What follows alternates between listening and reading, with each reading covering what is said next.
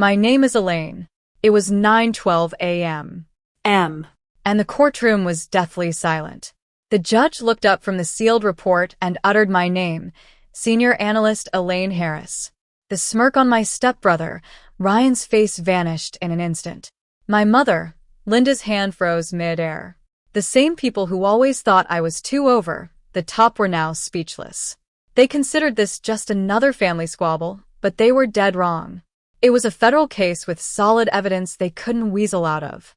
Before I take you through how a quiet girl silenced her family's lies, hit that like button and let me know where you're watching from. I want to know I'm not alone in having to let the truth speak louder than family. From the outside, we seemed like the perfect family. Our big mansion on the outskirts of the city, with a well, manicured garden and a large swimming pool, was the envy of the neighborhood. Christmas cards always had pictures of us smiling brightly, a picture-perfect family. My mother, Linda, was a socialite who believed that a perfect image was the key to a perfect life. She thought that keeping up appearances and staying silent about the bad stuff was a form of love. My stepfather, Robert, a rich businessman, just went along with her ideas. And Ryan, Linda's precious son, was the centerpiece of this elaborate facade. At family dinners in our huge dining hall, Linda would look at Ryan as if he were the most brilliant person on the planet. Ryan just landed a huge deal at work. She'd shriek, clapping her hands as if it was the most amazing news ever. Ryan would raise his glass with that charming smile that fooled everyone, hiding his true, rotten self. Project manager, he'd say proudly, as if it was a title to be worshipped. Everyone would laugh and celebrate, except me. I'd sit there, cutting my steak, feeling like a ghost in my own home. I remember when I told them I'd passed a highly difficult federal intelligence certification. Only a handful of analysts ever managed to pass it. Robert just gave me an absent-minded smile, his eyes still fixed on Ryan. "That's nice, dear," he mumbled, patting my hand like I was a little girl who'd drawn a cute picture. "Stick to your little government job. It's safe." The word safe always came from people who'd never taken risks in their lives. They had no clue what it was like to spend nights in a top-secret, windowless room, deciphering encrypted messages that could save hundreds of lives. They didn't understand the weight of classified information in my hands. I'd learned to stop correcting them a long time ago. Growing up as the extra child in this family, I became used to being quiet. I knew how to blend in, how to smile at the right moments, and how to swallow my words before they could cause trouble. Linda liked me that way. She'd always say, "Elaine, you think too much. Just enjoy life." But she didn't mean my life. She meant that I shouldn't disturb her perfect little world. Every holiday followed the same pattern. Ryan would show up late, drunk, and full of excuses. Linda would light up like a Christmas tree. "Oh, Ryan, I'm so glad you're here," she'd gush. But if I was late, she'd look at her watch and sigh. "Punctuality is a virtue, Elaine," she'd say. "You can live your whole life under someone else's double standards without even realizing it's slowly killing you." It wasn't that they hated me, it was worse. They just didn't see me. In their world, I was just background noise, the responsible one who didn't need attention and wouldn't cause any problems. They mistook my silence for submission. I used to think that keeping the peace was a noble thing, but I realized that peace without truth was just false and suffocating. There's one memory that still stings like a fresh wound. It was a summer barbecue the year before everything fell apart. Ryan was standing by the grill, bragging to Robert about his latest success. The air was thick with the smell of smoke and expensive wine. I remember the way the sunlight hit Linda's hair as she laughed her loud, carefree laugh, the kind of laugh she only reserved for Ryan. When I tried to share my achievement, how my team's analysis had prevented a major cyber attack on the government, she just brushed it off with a fake smile. "You always make such a big deal out of everything, Elaine. Just relax and have fun." That word, big deal, was like a thorn in my side. That night, while they were all passed out drunk, I sat on the patio with a glass of cold water, looking out into the dark garden. Fireflies were blinking in the grass, and the air was warm and still. I thought about how in my world, precision and silence were the keys to saving lives. But in this house, silence just allowed lies to fester. Something inside me was starting to change, slowly hardening into something unbreakable. I knew that the next time Linda called me a drama queen, it wouldn't be just an offhand comment. It would be a regret for her. It was one of those sweltering summer nights. The heat was oppressive, and the air was thick with the smell of whiskey. It was 4:30 a.m. when I heard a loud crash in the kitchen. I followed the sound and found Ryan, bathed in the cold, blue light of the fridge. The air reeked of alcohol and arrogance. When he saw me, he gave me that crooked, mean smile. "Can't sleep either, huh? Still think you're better than the rest of us, Miss Intelligence." He sneered. I kept my voice calm. "Ryan, you've had too much. Go to bed." That was my first mistake. To him, my calmness was a sign of control, and he couldn't stand that. He took a step closer, waving the empty whiskey bottle like a weapon. "You think that desk job makes you special? You have no life, Elaine. Mom says you hide behind work because no one wants you around." The words hit me hard, maybe because they weren't really his. They were Linda's, recycled and sharpened. I could hear faint laughter from the living room. Linda and Robert weren't asleep. They were listening. I turned away, reaching for a towel to clean up the mess on the counter, hoping to end this. But then I heard the sound of a drawer being opened. I turned back just in time to see Ryan holding a kitchen knife. "Ryan, stop," I said, my voice steadier than I felt. "Put it down." He just smiled that evil smile. "You're such a drama queen." And then he lunged at me. A searing pain shot through my arm as the knife sliced through my skin. My knees buckled, and I fell to the floor. I could feel the warm blood pooling under my fingers, and over everything, I heard Linda's laughter. "Oh, Ryan, she probably just slipped." "Elaine, stop being so dramatic," she called. The room started spinning, and the walls seemed to close in. In that moment of pain and disbelief, something inside me snapped. I stared at the ceiling, thinking how quiet the world seemed when you finally stopped expecting anyone to care. But then, through the ringing in my ears, I realized I was still alive, and I still had control over what I'd do next. When I opened my eyes again, I was in a hospital bed. The bright white walls, the beeping monitors, and the smell of antiseptic filled my senses. My arm was on fire. For a moment, I thought the silence meant safety, but then I heard Linda's voice. "Oh, thank God you're awake," she said, her voice sounding rehearsed. She sat next to my bed, her hands neatly folded, looking like she was at a business meeting. Robert stood behind her, pretending to look worried. "You gave us such a scare, dear. You tripped and fell on a knife. Ryan feels terrible about it." I stared at her, trying to make sense of her words. "I fell," I repeated. She nodded quickly. "You're so clumsy when you're tired. It's nobody's fault." That rehearsed lie broke something inside me. I could still see the glint of the knife, the blood on the floor, and hear her laughter in my ears. She was trying to cover it up, not to protect me, but to protect Ryan. I forced myself to stay calm. My training as an analyst kicked in. "Where's Ryan?" I asked. "At home. He's been beside himself with guilt," Robert said. "Guilt? Really?" I thought to myself.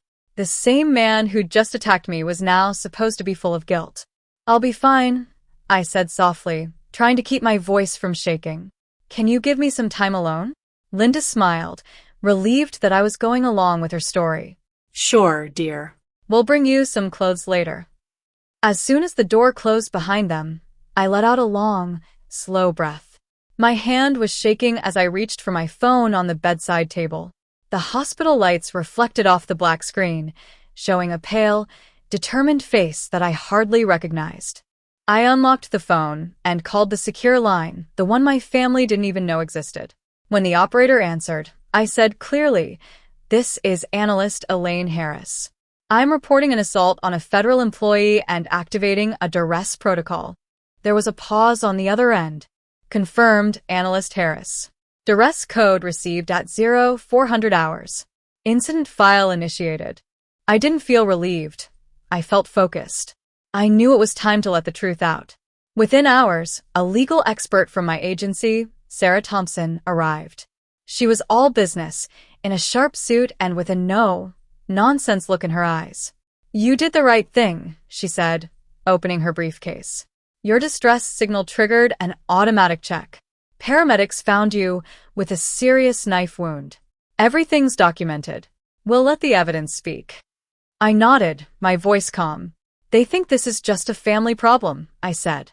She smiled slightly. "Then we'll show them it's not." As she was leaving, I saw my reflection in the window. Bandaged arm, unwavering eyes. For the first time, I didn't feel like the invisible girl. I felt like a force to be reckoned with. The day of the court hearing finally arrived. The courtroom smelled of old law books and coffee. Rows of wooden benches creaked as people sat down. When the bailiff called my name, I walked in behind Sarah, my back straight despite the pain in my arm. Across the aisle sat Linda, Robert, and Ryan. Ryan looked clean cut, his hair neatly combed, but there was still that smug look on his face, the same look he'd had when he attacked me.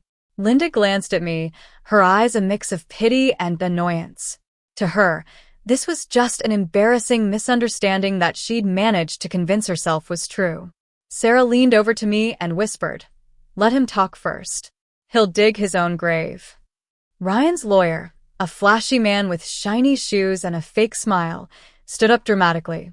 "Your Honor," he began, "this case has been blown out of proportion. It's just a family argument. Ms.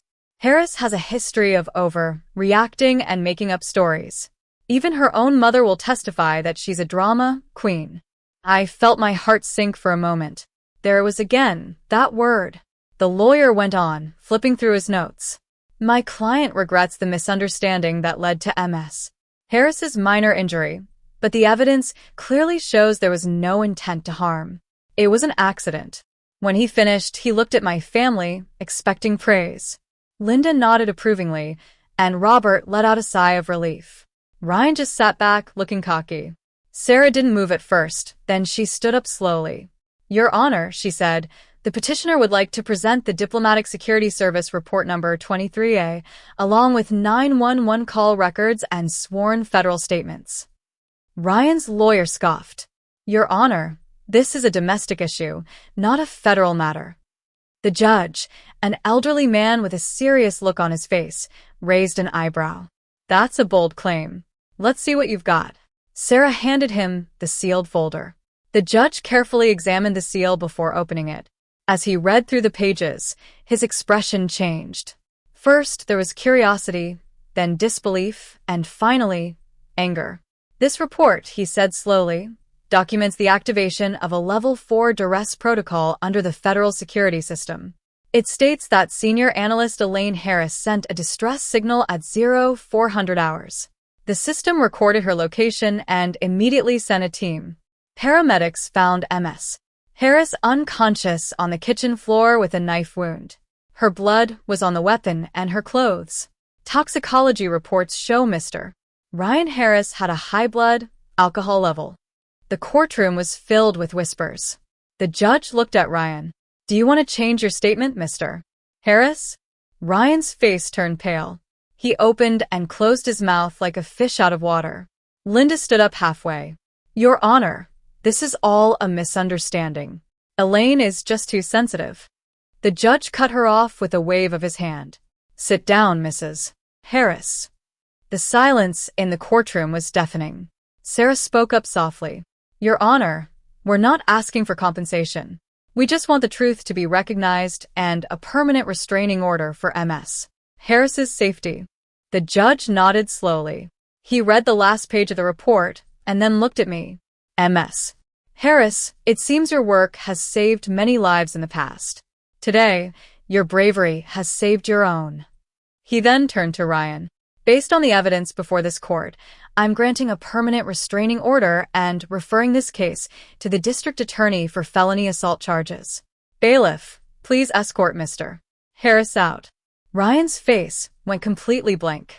He tried to look at me for some kind of mercy, but I had none left. He stood up only because the bailiff helped him. Linda started sobbing. "Elaine, please. He didn't mean it. He's your brother." Sarah stepped between us. "That's close enough," she said firmly. I didn't move or say a word. For the first time, I didn't have to beg for attention. They were finally seeing me, but it was too late. The bailiff led Ryan out, his hands in handcuffs. Linda was crying, and Robert was looking at the floor, as if he wanted to disappear. The judge gathered his papers. "Court is adjourned," he said, his voice echoing. As we walked out of the courtroom, Sarah leaned over to me. "You did great," she said. "I just told the truth," I replied. In the hallway, I saw two men in dark suits waiting for me. One of them, Director Davis, gave me a nod. "Glad you're okay, Harris. We'll handle the paperwork." It was simple, no hugs, just respect, the kind of respect I'd always wanted. Outside the courthouse, the air felt fresh and clean. The chaos was behind me, locked away by stone walls. I stood at the top of the steps for a moment, looking at the people passing by who had no idea what had just happened inside. Sarah walked up to me. "They'll process the charges this afternoon." "You won," she said. "I wasn't playing a game," I replied. She gave me a small, knowing smile. "Exactly." As she walked away, her heels clicking on the ground, I saw Director Davis waiting by a black car. He looked up and gave me a precise nod. "Take the rest of the week off. We'll take care of the aftermath." "Thank you, sir," I said. I looked back at the courthouse one last time. The sun was shining on the windows, creating a bright flash, like the end of a long, dark chapter. For the first time in a long time, I didn't feel invisible. I felt free. A year later, I was in my new office, a modern, glass, walled room overlooking the city. On the door, it read Elaine Harris, Team Lead, Cyber, Intelligence Analysis. My team was gathered around a state of the art console, all smart and dedicated people, the family I'd earned. There was a faint scar on my arm, a reminder of the night I stopped seeking validation. One morning, I found an email from Linda in my inbox. It was long, full of apologies and excuses. I didn't open it. I just archived it. Some silences are deliberate, and sometimes the truth really can silence the lies. If you've ever turned betrayal into strength, share your story below and hit subscribe for more.